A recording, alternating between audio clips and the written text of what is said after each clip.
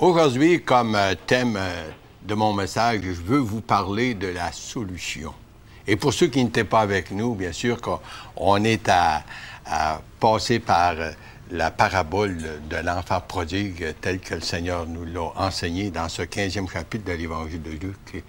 Et puis là, bien, nous voyons justement comment ce jeune homme qui est parti de chez lui, bien, il s'est en allé pour vivre sa vie. Et puis là, bien, ça l'a emmené justement au désespoir. Et puis, ça l'a emmené justement à toutes sortes de problèmes. Puis à un certain moment donné, bien, justement, il a dû entrer en lui-même, puis faire une revision de sa vie, puis de ses problèmes.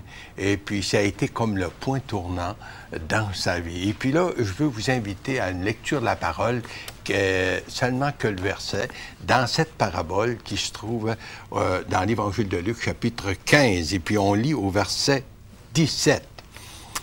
Étant entré en lui-même, il dit « Combien d'employés chez mon père ont du pain en abondance, et moi ici, je meurs de faim. Je me lèverai, j'irai vers mon père. Je lui dirai, mon père, j'ai péché contre le ciel et contre toi. Je ne suis plus digne d'être appelé ton fils. Traite-moi comme l'un de tes employés. » Et il se leva et alla vers son père. Comme il était encore loin, son père le vit et fut ému de compassion et courut se jeter à son cou et le baisa. Mais c'est surtout cette pensée que nous retrouvons au verset 20. Et il se leva et alla vers son père. La solution. Chaque verset de cette parabole du fils prodigue, le Seigneur nous apprend quelque chose de très important. D'abord sur nous-mêmes.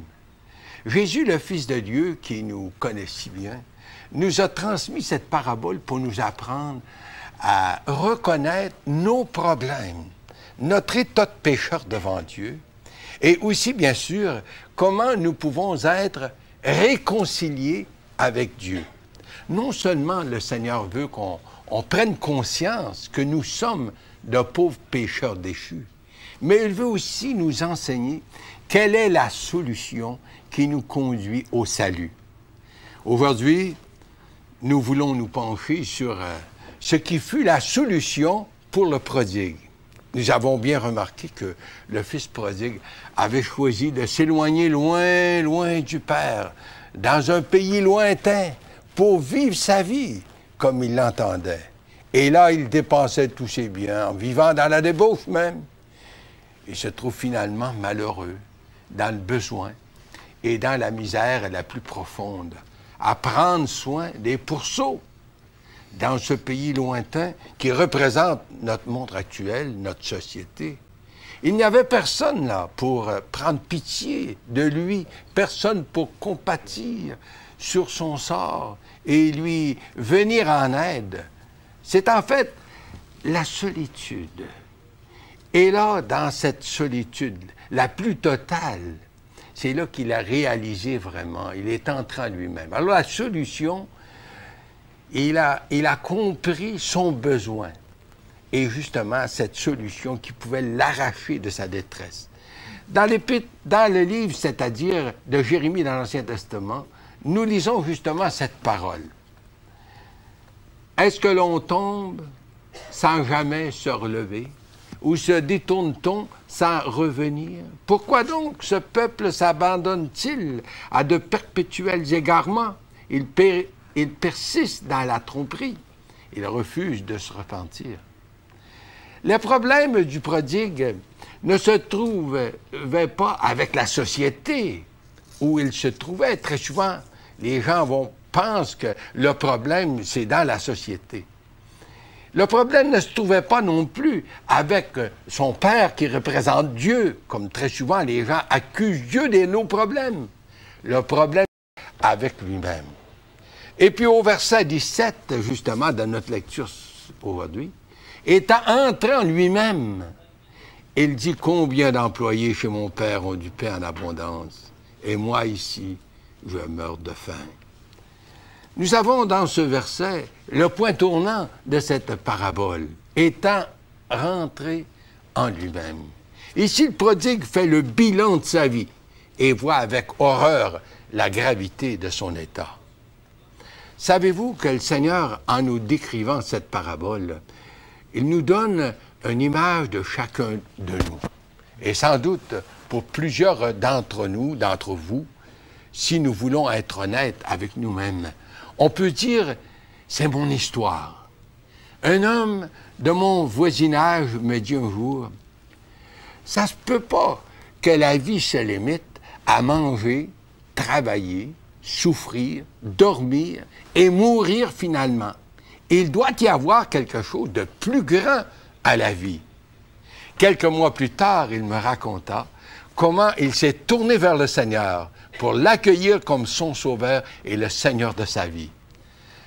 Je me rappelle aussi de cette jeune fille qui m'a écrit un jour, à la suite d'une de nos émissions, pour m'exposer sa détresse. Elle me dit, j'ai tout essayé. La vie m'apporte que déception sur déception. J'en peux plus. Ma seule solution, c'est d'en finir avec la vie. Sa lettre était comme un cri de désespoir. Je lui ai répondu, la solution pour toi n'est pas dans le suicide, quoi. La solution pour toi, c'est dans le Seigneur qui t'aime. Tourne-toi vers lui. Confesse-lui ta peine, tes échecs, ton état d'âme. Jésus s'est sacrifié pour toi, pour te donner son pardon, sa paix. Accepte-le comme le sauveur de ta vie par la foi. C'est lui la solution pour ta vie. Mais 5 ans plus tard, elle me répond enfin pour me remercier pour ma lettre, qui l'a évité d'un suicide presque certain. Elle s'est tournée vers le Seigneur et depuis sa vie est remplie de la joie du Seigneur. Alors pour venir justement à l'histoire du prodigue, il dit, mais combien de gens chez mon père ont du pain en abondance, puis moi, je meurs de faim. Il se voit dans la lumière de Dieu. Moi, ici, je meurs de faim. Il se voit et reconnaît sa condition. Regardons maintenant quelle fut la solution qui transforma sa vie.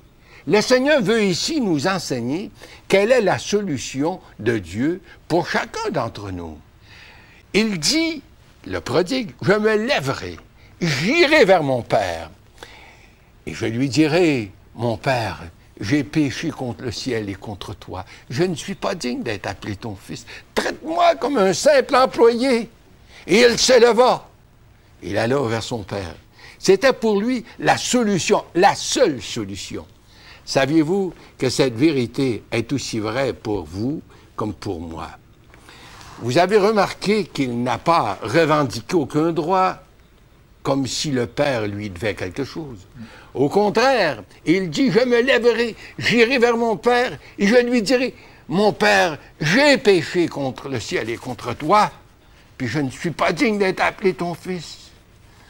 Quand on est prêt à confesser au Seigneur qu'on est pécheur, indigne, puis perdu, on est sur la bonne voie, cher ami, la voie du retour vers Dieu. C'est la solution pour nous tous. C'est ça la repentance.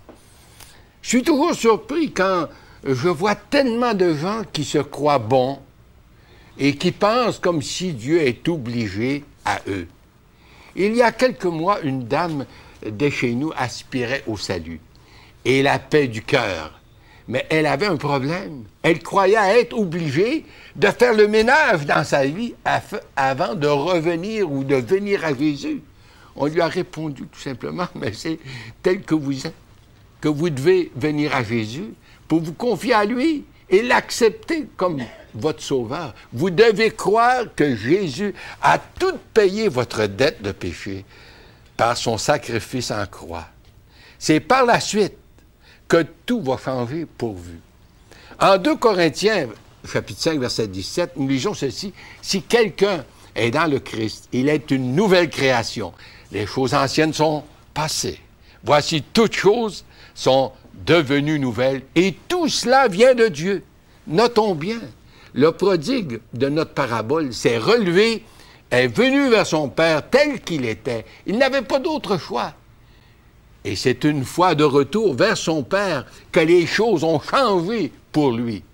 Dans le livre des Actes, chapitre 20, verset 21, saint Paul résume son ministère en disant « J'ai annoncé aux Juifs comme aux païens la repentance envers Dieu et la foi en notre Seigneur Jésus-Christ. » Ce texte résume bien ce qu'est le beau message de l'Évangile, le message du salut pour tout le monde. La repentance, c'est premièrement de reconnaître tels que nous sommes des pécheurs indignes et perdus, et être prêts à se tourner vers le Seigneur pour lui confesser notre état d'indignité de pécheurs que nous sommes, et deuxièmement, d'être prêts d'accepter par la foi que Jésus, le Fils de Dieu, s'est rendu à la croix, portant mes péchés, afin de faire expiation pour mon péché et répondre ainsi à la justice de Dieu.